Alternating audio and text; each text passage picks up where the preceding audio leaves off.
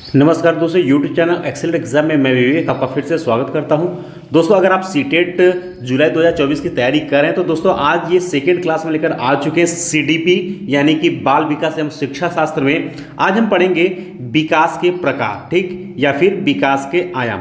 इसमें हम पूरा डिटेल में आपको बताने वाले हैं, यानी कि इसके जो प्रकार है शारीरिक विकास, मानसिक विकास, सामाजिक विकास, क्रियात्मक विकास, भाषाई विकास और सामाजिक विकास। दोस्तों, ये इतना मोस्ट इंपॉर्टेंट टॉपिक है कि इन सभी विकास को अगर आप अच्छे समझ लेते हैं तो बाकी जितने भी इसमें साइंटिस्ट यानी कि मनोवैज्ञानिक जितने भी आएंगे, जैसे कि वाइगोत्स्की हो गए, जीन पियाजे हो गए, ठीक है, तो इन कोहलर वर्ग हो गए, इन सभी को बहुत ही आसानी से इनके जो है आपके नियम जो सिद्धांत बहुत ही आसानी तरीके से आपको समझ में भी आएगा और क्वेश्चन भी आपको लगाने में आसानी होगी, यानी क्वेश्चन भी लगाना सीख जाएंगे। तो ये टॉपिक आप सभी स्टूडेंट के लिए बहुत ज़्यादा इंपॉर्टेंट है और जो इस बार पहली बार सीटेट एग्जाम देने जा रहे हैं उन स्टूडेंट के लिए तो सबसे मोस्ट इंपॉर्टेंट टॉपिक में से एक है। तो आज क्लास आप सभी का छूटना नहीं चाहिए, क्योंकि ये ऐसा टॉपिक है, यानी ये जो हम आपको पढ़ाने वाले हैं ये आपको हर एक टॉपिक में आपको ये सेंटेंस मिलेगा और इससे आपको यूज मिलेगा, इसलिए ये मोस्ट इंपॉर्टेंट है और इस क्लास को आप लोग अच्छे से देख लीजिएगा, ठीक है। तो चलिए शुरू करते हैं। तो क्लास में आगे बढ़ने से पहले एक बार आप सभी इस क्लास को लाइक कर दीजिएगा और सभी स्टूडेंट जो इस क्लास को आप लोग शेयर कर दीजिएगा और पहली बार चैनल को आप सभी सब्सक्राइब करके घंटी को दबाकर ऑल पर क्लिक कर दीजिएगा ताकि आने वाले समय की इंपॉर्टेंट क्लास की नोटिफिकेशन आपको मिलती रहे, ठीक है। साथ में आप सभी को टेलीग्राम से जुड़ जाना है, जिसका लिंक हमने इसी वीडियो के डिस्क्रिप्शन बॉक्स में दे रखा है। जरूर जुड़ जाइएगा ताकि जितने भी क्लास और जो भी इंपॉर्टेंट अपडेट रहते हैं हम आपको टेलीग्राम पर शेयर करते रहते हैं, ठीक है। तो चलिए हम बात करते हैं, आपका सीडीपी का ये सेकेंड क्लास है। फर्स्ट क्लास में हमने विकास के बारे में आप सभी को बताया था कि विकास की अवधारणा और विकास के अभिलक्षण बताया था, और उस टॉपिक को अगर आपको देखना है तो चैनल पर प्लेलिस्ट हमने बना दिया सीडीपी को, वहां से आप जाकर के देख सकते हैं। तो सबसे पहले हम थोड़ा सा कुछ पीछे की बात करेंगे, उसके बाद फिर हम आगे पढ़ाना शुरू करेंगे, ठीक है। तो ध्यान सुनिए कि पिछली क्लास में हमने विकास की परिभाषा यानी कि विकास की अवधारणा हमने बताया था कि विकास जीवन पर्यंत चलने वाली एक निरंतर प्रक्रिया है। विकास की प्रक्रिया में बालक का जो है शारीरिक, ठीक है, शारीरिक, क्रियात्मक, संज्ञानात्मक, देख सकते हैं, यही जो वो पॉइंट है परिभाषा में ध्यान समझिएगा, ये वही है कि विकास जो है हमारा, ठीक है, ध्यान सुनिएगा, विकास हमारा क्या जीवन पर्यंत चलने वाली निरंतर प्रक्रिया है। जिस विकास की प्रक्रिया में बालक का जो है शारीरिक विकास, मानसिक विकास, सामाजिक विकास, क्रियात्मक विकास, भाषाई विकास और सामाजिक विकास होता है, ठीक है। तो और इसी के बारे में हम अच्छे से क्लियर जानेंगे, ठीक है, कि बालक में ये विकास कैसे कैसे होता है और इसी के बारे में हम लोग डिटेल में जानने वाले हैं। चलिए, तो सबसे पहले हम बात करेंगे विकास के आयाम यानी कि विकास के प्रकार। तो मनोवैज्ञानिकों के अध्ययन की सुविधा की दृष्टिकोण से अगर देखें तो इसको हमने निम्नलिखित भागों में बांटा गया, यानी कि 6 प्रकार से, यानी 6 हम आपको यहाँ पर बताने वाले, जो कि आपके हर एक सीडीपी में ये आपको यूज मिलेगा, ठीक है। तो पहले की बात कर लेते हैं कि बालक का शारीरिक विकास के बारे में हम थोड़ा सा जानकारी लेते हैं। तो ध्यान समझिएगा, कहता है कि शरीर के बाह्य परिवर्तन जैसे ऊंचाई, शारीरिक अनुपात में वृद्धि इत्यादि जो होगा वो बालक का क्या होगा, शारीरिक विकास होगा, जिन्हें स्पष्ट रूप से हम देख सकते हैं। यानी विकास का ये प्रक्रिया क्या, शारीरिक विकास जो है हम इसको स्पष्ट रूप से देख सकते हैं, किंतु शरीर के आंतरिक अवयव में परिवर्तन बाह्य रूप से दिखाई तो नहीं पड़ते, किंतु शरीर के भीतर इनका समुचित विकास होता है। यानी कि हम कह सकते हैं कि बालक के विकास यानी लंबाई, ठीक है, लंबाई और उसके शारीरिक विकास, उसकी ऊंचाई में हम उसको परिवर्तन बाहरी रूप से तो देख सकते हैं, लेकिन उसके जो आंतरिक अंग जो उसका क्या है वृद्धि कर रहा है उसको हम लोग बाह्य रूप से तो नहीं देखते, लेकिन वह क्या होता है, वह समुचित यानी लगातार विकास होता रहता है, ठीक है। आगे बात करते हैं अगला पॉइंट की, कहता है कि प्रारंभ में शिशु अपने हर प्रकार के कार्यों के लिए दूसरों पर निर्भर रहता है। धीरे धीरे विकास की प्रक्रिया के फलस्वरूप वह अपनी आवश्यकताओं की पूर्ति में सक्षम होता जाता है। जैसे एक छोटा सा बालक होता है, जन्म लेता है, तो वह क्या होता है, वो दूसरे पर निर्भर रहता है, ठीक है, यानी जो उसकी आवश्यकता होती है वो दूसरों पर निर्भर रहता है, लेकिन जैसे बालक की विकास धीरे धीरे बढ़ता जाता है वो अपने आवश्यकताओं को धीरे धीरे खुद अपना पूर्ति करने में सक्षम होता है, ठीक है। चलिए आगे बात कर लेते हैं। अगला पॉइंट कहता है कि शारीरिक विकास पर बालक के आनुवंशिक गुणों का प्रभाव देखा जा सकता है। अब ध्यान सुनिएगा, कहता है कि शारीरिक विकास पर बालक के आनुवंशिक, यानी कि हम कह सकते हैं कि जैसा कोई भी बालक है उसका आनुवंशिकता का प्रभाव पड़ेगा, यानी जैसे उसके माता पिता होंगे, जैसे अगर लंबे कद काठी के होंगे तो बालक भी क्या होगा, लंबा होगा, अगर छोटे कद काठी के होंगे तो बालक क्या होगा, छोटा होगा। तो वही कहा है इसमें कि शारीरिक विकास पर बालक के आनुवंशिक गुणों का भी प्रभाव देखा जा सकता है। ठीक है। आगे कहता है इसके अतिरिक्त बालक के परिवेश एवं उसकी देखभाल का भी उसके शारीरिक विकास पर प्रभाव पड़ता है, यानी कि बालक के शरीर पर जो उसका जो परिवेश जहाँ पर उसका परवरिश हो रहा है उसका भी प्रभाव पड़ता है। यदि बच्चे को पर्याप्त मात्रा में पोषक आहार उपलब्ध नहीं हो रहा है तो उसके विकास की समान गति की आशा कैसे की जा सकती है। यानी कि हम कह सकते हैं कि बालक का अगर पोषक आहार उसको उपलब्ध नहीं होगा तो उसका विकास का जो गति है वो हो सकता है कि वह आपका क्या होगा, समान से भी कम हो सकता है। आगे कहता है कि बालक की वृद्धि एवं विकास के बारे में शिक्षकों को पर्याप्त जानकारी इसलिए भी रखनी अनिवार्य है क्योंकि बच्चों की रुचियां, इच्छाएं, दृष्टिकोण एवं एक तरह से उसका पूर्ण व्यवहार शारीरिक वृद्धि एवं विकास पर निर्भर करता है। ठीक है। और लास्ट शारीरिक विकास में लास्ट पॉइंट हम लोग देखेंगे कि बच्चों की शारीरिक वृद्धि एवं विकास जो है यानी कि फिजिकल डेवलपमेंट के सामान्य ढांचे से परिचित होकर अध्यापक यह जान सकता है कि एक विशेष आयु स्तर वाले बच्चों में क्या क्या आशा की जा सकती है। ठीक है।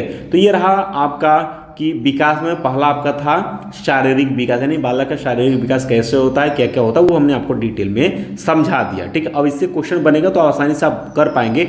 अभी इस टॉपिक को कंप्लीट करने के बाद हम क्वेश्चन की तरफ बढ़ेंगे तो अब देखेंगे क्वेश्चन आपसे लगना शुरू हो जाएगा।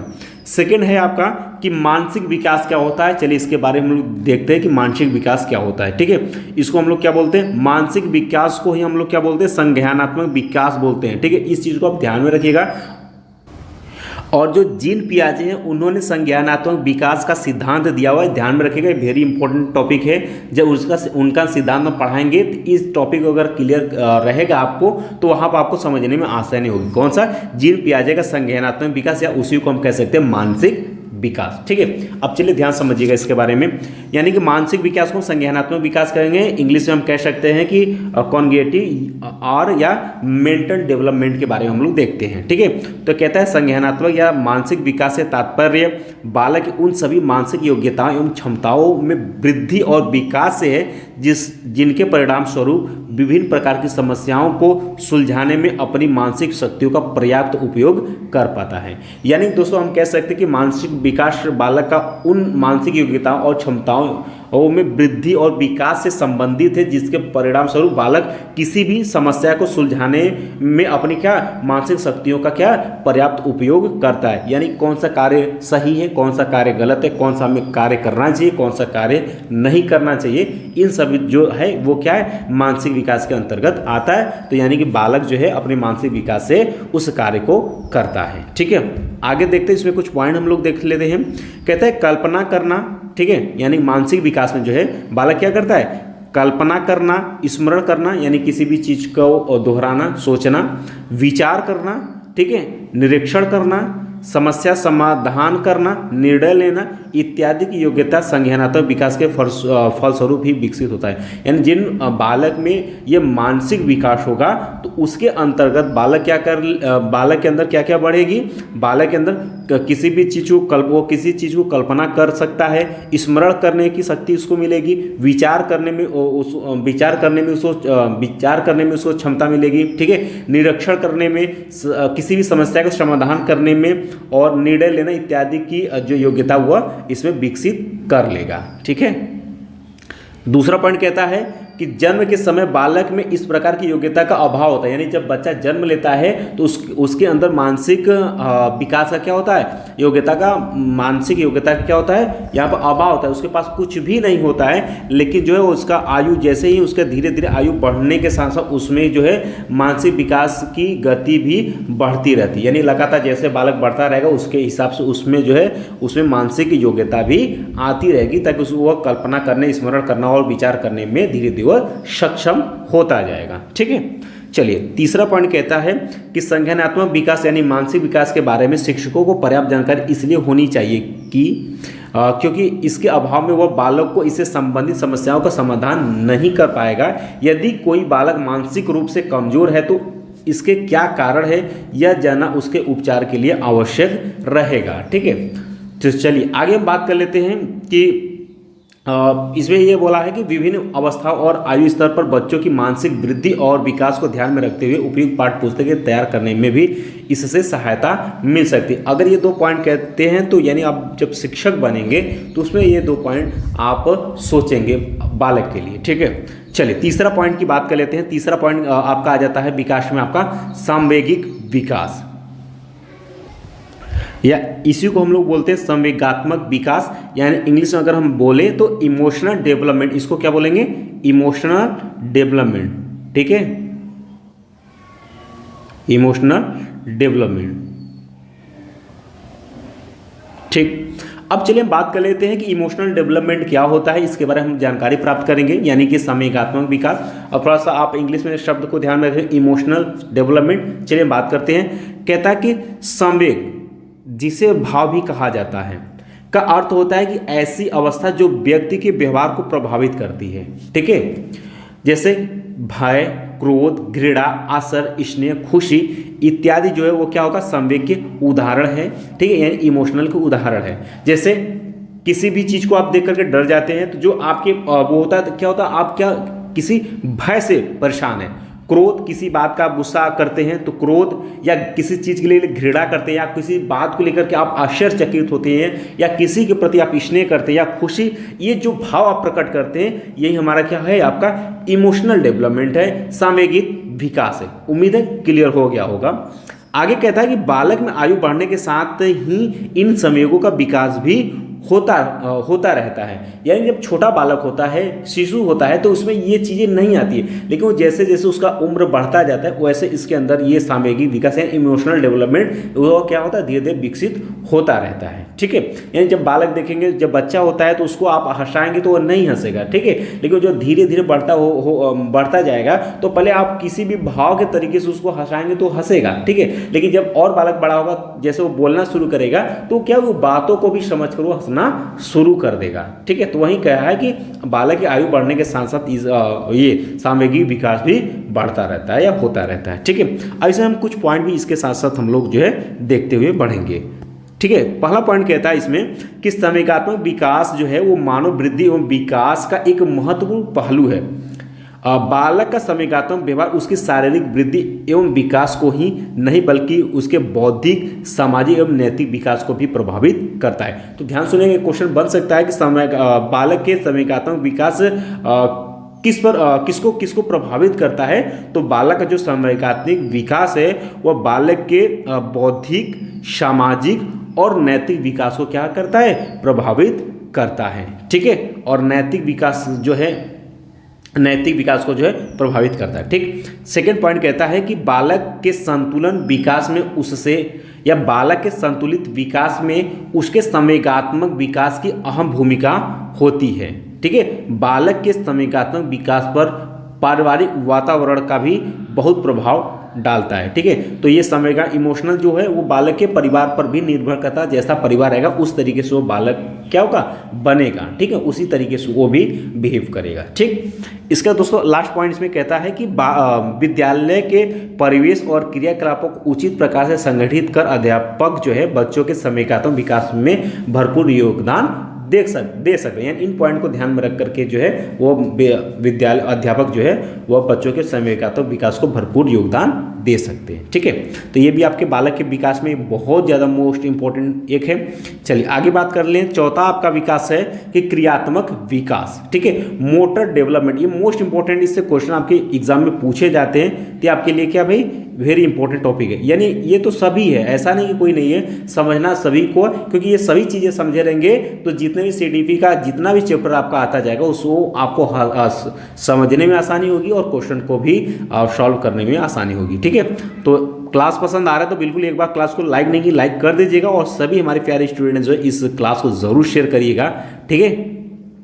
और चैनल पहली बार है, चैनल को आप सभी सब्सक्राइब कर लीजिएगा, साथ में आप लोग घंटे के द्वारा ऑल पर क्लिक कर दीजिएगा, और साथ में आपको टेलीग्राम से भी जुड़ जाना है, जिसका लिंक जो है हमने इसी वीडियो के डिस्क्रिप्शन बॉक्स में दे रखा है, या फिर आप टेलीग्राम पर एक्सेलेंट एग्जाम सर्च करेंगे तो भी आप ग्रुप से जुड़ जाएंगे, क्योंकि जितने भी क्लास चलेंगे या फिर जो भी इंपॉर्टेंट नोटिस होगा सब कुछ हम जो है आपको टेलीग्राम पर शेयर करते रहेंगे।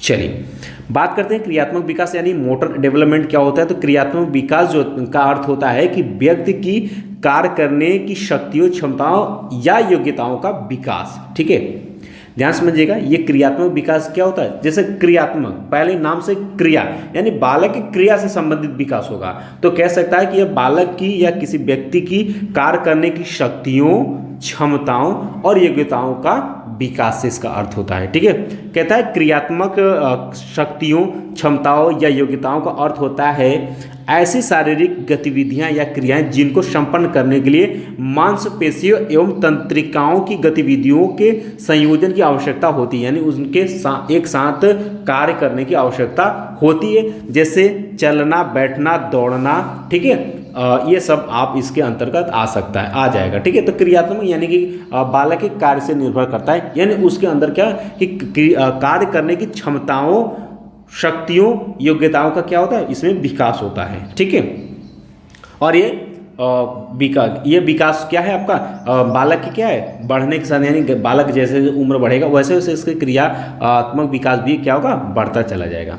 अब चलिए कुछ पॉइंट इसमें देख लेते हैं। कहता है एक नवजात शिशु ऐसे कार्य करने में असक्षम होता है, शारीरिक वृद्धि एवं विकास के साथ ही उम्र बढ़ने के साथ उसमें इस तरह की योग्यताओं का भी विकास होने लगता है। यानी जैसे कि जब छोटा सा बालक होता है, छोटा सा बच्चा होता है, ठीक है, छोटा सा बच्चा होता है, हम कह सकते हैं कितना कि मान लेते हैं 6 माह का बच्चा है। ठीक है, तो 6 माह का बच्चा है तो उसमें ये योग्यता नहीं होती है। अगर उसको कुछ चाहिए होता है तो वो क्या होता है, जैसे उसको भूख लगी तो वो रोना शुरू कर देता है, लेकिन वो अपने से जाकर के दूध लेकर के नहीं पिएगा। ठीक है, लेकिन जैसे वो धीरे धीरे 1 साल का होगा तो धीरे धीरे वो क्या होगा, डोलना शुरू करेगा। ठीक है, दौड़ना शुरू करेगा, 2 साल का होगा दौड़ना शुरू करेगा, तो धीरे धीरे बालक की क्या उम्र के साथ ये योग्यता उसको या इस योग्यता का विकास होने लगता है, उम्र के साथ ये होगा। चलिए इसका सेकंड पॉइंट कहता है कि इसके कारण बालक को आत्मविश्वास अर्जित करने में भी सहायता मिलती है। जैसे बालक छोटा 6 महीने का बच्चा रहेगा तो पहले वो धीरे धीरे क्या होगा, 8 महीने को वो बैठना शुरू करेगा, लेकिन जैसे वो 1 साल का होगा तो धीरे धीरे क्या होगा, चलने की कोशिश करेगा। तो उसमें क्या होगा कि वो एक बार गिरेगा, फिर उठेगा, फिर गिरेगा, लेकिन जब धीरे धीरे चलना शुरू करेगा तो उसके अंदर एक आत्मविश्वास बढ़ेगा। तो वही कहा है कि इस कारण बालक को आत्मविश्वास अर्जित करने में भी सहायता मिलती है। पर्याप्त क्रियात्मक विकास के अभाव में बालक में विभिन्न प्रकार के कौशलों के विकास में बाधा पहुंचाती है। ठीक है, आगे बात करें, अगला पॉइंट कहता है कि क्रियात्मक विकास के स्वरूप एवं उसकी प्रक्रिया का ज्ञान होना शिक्षकों के लिए आवश्यक है। अगला पॉइंट कहता है इसी ज्ञान के आधार पर ही वह बालक में विभिन्न कौशलों का विकास करवाने में सहायक हो सकता है। ये जो नीचे का जो पॉइंट, ये आपके क्या, जो आपके पेडागोजी रहेगा, जो भी आपके लैंग्वेज की पेडागोजी रहेगा, या हिंदी का, इंग्लिश का, ठीक है, या संस्कृत जो भी रहेगा, या एसएसटी का आपका पेडागोजी रहेगा, इसमें ये पॉइंट का आपको समझने में मदद मिलेगी। जिन बालकों में क्रियात्मक विकास सामान्य से कम होता है उनके समायोजन एवं विकास हेतु विशेष कार्य करने की आवश्यकता होती है। जो मोस्ट इंपॉर्टेंट पॉइंट था वो हमने आपको समझा दिया। 5वें की तरफ बढ़ते हैं। 5वां आपका भाषाई विकास यानी कि लैंग्वेज विकास। तो चलिए बात कर लेते हैं कि भाषा का विकास क्या है। तो कहता है कि भाषा के विकास को एक प्रकार से संज्ञानात्मक यानी कि भावनात्मक विकास माना जाता है। यानी संज्ञानात्मक, यह भाषाई विकास भी एक प्रकार का क्या हो, संज्ञानात्मक या भावनात्मक विकास भी समझा जाता है। ठीक है, क्योंकि भाषा भी एक तरीके से क्या हो, भाव प्रकट करता है। चलिए इसमें पॉइंट टू पॉइंट समझना शुरू करते हैं। कहता है कि भाषा के माध्यम से बालक अपने मन के भावों, विचारों को एक दूसरे के सामने रखता है एवं दूसरे के भाव, विचारों एवं भावनाओं को भी समझता है। सेकेंड पॉइंट कहता है कि भाषाई ज्ञान के अंतर्गत बोलकर विचारों को प्रकट करना या संकेत के माध्यम से अपनी बात रखना तथा लिखकर अपनी बातों को रखना इत्यादि को सम्मिलित किया जाता है। यानी भाषाई, ध्यान सुनिएगा, इससे क्वेश्चन सेटेड में पूछा हुआ, भाषाई विकास के अंतर्गत ऐसा नहीं कि सिर्फ बोलकर, ठीक है, भाषाई विकास के अंतर्गत क्या होगा आपका, बोलकर, यानी बोलकर भी आप अपने विचारों को रख सकते हैं, प्रकट कर सकते हैं, ठीक है, संकेत के द्वारा भी कर सकते हैं और उसके बाद आप लिख करके भी कर सकते हैं। ये तीनों याद रखिएगा, भाषाई विकास के अंतर्गत तीनों होना चाहिए। तीनों के अंतर्गत आप जो है अपने भाव को प्रकट कर सकते हैं, रख सकते हैं, यानी तीनों चीज़ें क्या है, सम्मिलित है किसमें, भाषाई विकास में। ठीक है, यानी बोलना, संकेत से और लिख करके भी आप ये तीनों चीज़ें कर सकते हैं। ठीक है। अगला पॉइंट कहता है कि बालक 6 माह से 1 वर्ष के बीच कुछ शब्दों को समझने एवं बोलने लगता है। यानी जब 6 माह का बच्चा होता है, 6 माह से 1 साल का बच्चा, तो वह कुछ कुछ शब्दों को बोलना शुरू कर देता है। तो जैसा आप देखते हैं, जैसे कि पापा, मम्मी, इस तरीके से शब्दों को जो धीरे, जो सरल शब्द होते हैं उसको धीरे धीरे समझना, बोलना शुरू कर देता है। ठीक है। आगे कहता है कि 3 वर्ष की अवस्था में वह कुछ छोटे वाक्यों को बोलने लगता है और 15 से 16 वर्षों के बीच काफ़ी शब्दों की समझ विकसित हो जाती है। यानी 3 वर्ष की अवस्था में आप देखेंगे जो छोटा सा बालक होता है 3 वर्ष का, वह छोटे छोटे शब्दों को मिला करके बोलना शुरू कर देता है। उसको 2 से 300 शब्दों का भी उसको ज्ञान हो जाता है। और जो 15 से 16 वर्ष के जो बालक हो जाते हैं उनको काफ़ी शब्दों का क्या है, यहाँ पर शब्दों का समझ जो है विकसित हो जाता है। लास्ट पॉइंट कहता है कि भाषाई विकास का क्रम एक क्रमिक विकास होता है। इसके माध्यम से कौशल में वृद्धि होती है। यानी जिस तरीके से वो बालक जैसे समय, यानी बालक जैसे छोटा सा बड़ा होता जाए, जिस तरीके से वो बढ़ता जाए उसी तरीके से उसका विकास भी क्रमानुसार होता जाएगा। इसीलिए यहाँ कहा गया है कि भाषाई विकास का क्रम एक क्या है, क्रमिक विकास होता है। यानी एक के बाद एक, स्टेप बाय स्टेप होगा। ऐसा नहीं कि नहीं ये हो गया फिर इसके बाद वो हो गया, ऐसा नहीं, स्टेप बाय स्टेप होगा। जैसे बालक का उम्र बढ़ेगा वैसे भी उसकी विकास की क्या होगा, क्रमिक भी बढ़ता जाएगा। यानी उसमें विकास में क्या होगा, उसका विकास के वृद्धि में उसको कौशल होगी, प्रदान होगी। लास्ट है आपका सामाजिक विकास। ठीक है, ये भी आपका मोस्ट इंपॉर्टेंट है, सोशल डेवलपमेंट। ठीक है, सामाजिक विकास यानी सोशल डेवलपमेंट के बारे में ध्यान सुनिएगा। कहता है कि सोशल डेवलपमेंट का शाब्दिक अर्थ होता है समाज के अंतर्गत रहकर विभिन्न पहलुओं को सीखना। जैसे हर व्यक्ति किसी न किसी समाज का पहलू है। ठीक है, हर बालक किसी न किसी समाज का पहलू है, या वो गांव में रहता है या वो आप सिटी में रहता है। ठीक है, या शहर में रहता है। तो ध्यान सुनिएगा, कहता है समाज के अंतर्गत ही चरित्र निर्माण, अच्छा व्यवहार और जीवन से संबंधित व्यावहारिक शिक्षा इत्यादि का विकास होता है। ठीक है, यानी कि कह सकते हैं कि जैसा जहाँ का समाज रहेगा, जैसा परिवेश रहेगा, बालक वैसा ही क्या होगा, निकलेगा, वैसे ही उसके चरित्र का निर्माण होगा, उसके अच्छे व्यवहार का निर्माण होगा और उसके जीवन से संबंधित व्यवहारिक शिक्षा का भी विकास होता है, जो कि एक बालक के विकास में मोस्ट भूमिका ये भी निभाता है। चलिए कुछ पॉइंट की बात कर लेते हैं। कहता है बालकों के विकास की प्रथम पाठशाला परिवार को माना जाता है। ये क्वेश्चन पूछा गया है, ये क्वेश्चन सेट में पूछा गया है। ये टॉपिक भी आप याद रखिएगा कि बालक के प्राथमिक जो विकास होता है वह कहाँ पर होता है, परिवार से होता है। ठीक है, बालक का प्राथमिक शिक्षा कहाँ से होता है, पहली शिक्षा कहाँ से मिलती है, तो परिवार से मिलती है। ये चीज़ को ध्यान में रखिएगा, सीट में पूछा हुआ क्वेश्चन है। तो बालक के विकास की प्रथम जो पाठशाला किसको माना गया, परिवार को माना गया। तत्पश्चात उसके बाद जो है समाज को माना गया है। ठीक है, यानी समाज को उसके बाद माना गया। सामाजिक विकास के माध्यम से बालकों का जुड़ाव व्यापक हो जाता है। ठीक है, अगला पॉइंट कहता है कि संबंधों के दायरे में वृद्धि, अर्थात माता पिता भाई बहन के अतिरिक्त दोस्त मित्रों से जुड़ना। इस तरीके यानी धीरे धीरे जैसे बालक का विकास होता है, फिर वैसे ही वह धीरे धीरे जो है वह धीरे धीरे परिवार से जुड़ेगा, परिवार से ज्ञान अर्जित करेगा, फिर उसके बाद अपने भाई बहन हो गया, फिर दोस्त मित्रों से, इस तरीके से वो समाज से जुड़ना शुरू कर देता है। ठीक है, और ज्ञान को अर्जित करता है। अगला पॉइंट कहता है कि सामाजिक विकास के माध्यम से बालकों में सांस्कृतिक, धार्मिक तथा सामुदायिक विकास इत्यादि भावनाएं उत्पन्न होती है। यानी बालक जिस परिवेश में पैदा होगा उस तरीके से उसके अंतर्गत उस तरीके का संस्कृति, यानी उस परिवेश का जो जैसा सांस्कृतिक होगा वैसा वह ढलेगा। जैसा वहाँ पर धार्मिक होगा, जैसे कि अगर वो हम कह सकते हैं इस तरीके से कि जहाँ पर जैसे कि जहाँ पर वो अगर बालक, जैसे हम कैसे अगर धर्म की बात करें, धर्म में कर लेते हैं, आप कोई भी स्टूडेंट इसका कोई बहुत बड़ा इशू नहीं लेगा। ठीक है, जैसे धर्म, जैसे कि बालक अगर वो हिंदू धर्म है तो जैसे वहाँ पर पूजा पाठ होता है तो उस तरीके से वो ढलेगा। ठीक है, उसके अंदर वैसे सांस्कृतिक आएगा। लेकिन वही अगर ईसाई में रहेगा, ठीक है, तो उस तरीके से आप पूजा पाठ वो करेगा। ठीक, उस धर्म के तरीके से संस्कृत अपना कार्य करेगा। ठीक है, तो जैसा जहाँ का परिवार होता है, जहाँ का जैसा परिवेश होता है, उस तरीके से बालक के अंदर जो है सांस्कृतिक, धार्मिक और सामुदायिक विकास इत्यादि की भावनाएं जो है उत्पन्न होगी। ठीक है, अगला पॉइंट कहता है कि बालकों के मन में आत्मसम्मान, स्वाभिमान तथा विचारधारा का जन्म भी होता है।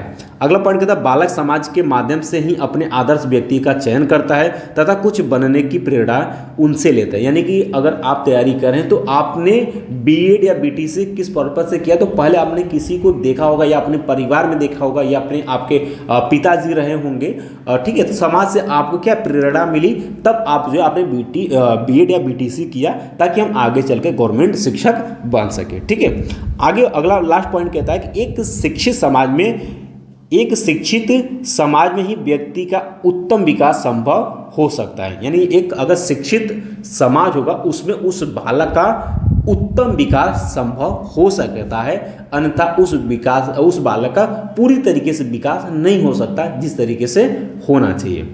उम्मीद है कि ये दोस्तों ये 6 टॉपिक हमने आपको कंप्लीट करे जो कि आगे पूरे सीडीपी में मिलेगा और हमने पूरे अच्छे से आपको समझाया है। उम्मीद है आपको अच्छे से समझ में आया होगा। तो ठीक है, अब इसके बाद हम आगे बढ़ेंगे, इससे संबंधित कैसे कैसे क्वेश्चन आपके स्टेटेड एग्जाम में बन सकते हैं उसको भी हम लोग देखेंगे। उसके पहले आप लोग जितने भी स्टूडेंट इस क्लास को देख रहे हैं तो आप लोग लाइक कर दीजिएगा, शेयर जरूर कर दीजिएगा अपने फ्रेंड में, और चैनल पर पहली बार सब्सक्राइब जरूर करिएगा और घंटी को दबा ऑल पर क्लिक कर लीजिएगा। साथ में आपको टेलीग्राम से भी जुड़ जाना, जिसका हमने इस ग्रुप का लिंक हमने इसी वीडियो के डिस्क्रिप्शन बॉक्स में दे रखा है। जुड़ना अनिवार्य आप सभी को। ठीक है, चलिए पहले क्वेश्चन की तरफ बढ़ते हैं। अब ये हमने 6 टॉपिक आपको समझा दिया और 6 टॉपिक का आपको क्वेश्चन का आंसर कैसे कैसे क्वेश्चन पूछेगा वो आप समझिए ध्यान से। ठीक है, पहला क्वेश्चन आपके सामने है, कहता है कि निम्नलिखित में से कौन सा विकास जो है वो छोटे बच्चों में मानसिक व संज्ञानात्मक विकास में सर्वाधिक मददगार होता है। यानी कहता है कि ये 4 ऑप्शन आपको दे रखा है कि निम्नलिखित में से कौन सा विकास जो है वो छोटे बच्चों में, ध्यान सुनिए, छोटे बच्चों में मानसिक व संज्ञानात्मक दोनों विकास हमने आपको पढ़ाया। मानसिक यानी कि बुद्धि से, मन से जो है, ठीक है, संज्ञानात्मक, ठीक है, कॉग्निटिव यानी कि मानसिक विकास में सर्वाधिक मददगार होता है। सामाजिक विकास होता है या शारीरिक विकास होता है या सामयिक विकास होता है या भाषाई विकास होता है। अब ध्यान समझिएगा, यहाँ पर बोल दिया कि क्या छोटे बच्चों के लिए पूछा हुआ है, तो आपका सही आंसर होगा आपका शारीरिक विकास। ठीक है, शारीरिक विकास, जैसे उस बालक का शारीरिक विकास हो वैसे वैसे वह इस गुण को यानी कि उसको मानसिक विकास यानी संज्ञानात्मक विकास में उसको सर्वाधिक मददगार करेगा। कौन सा? छोटे बालक में शारीरिक विकास, यानी सही ऑप्शन आपका शारीरिक विकास हो जाएगा। दूसरा क्वेश्चन की तरफ बढ़ते हैं, कहता है कि जब किशोर में किसी वस्तु, समस्या या परिस्थिति के लिए निजी स्तर पर निर्णय लेने की क्षमता का विकास जो है वो परिपक्व होने लगता है, तो इस विकास को क्या कहते हैं? या इस विकास को कहते हैं भाषाई विकास, संज्ञानात्मक विकास, सामाजिक विकास या फिर मनोज्ञात्मक विकास।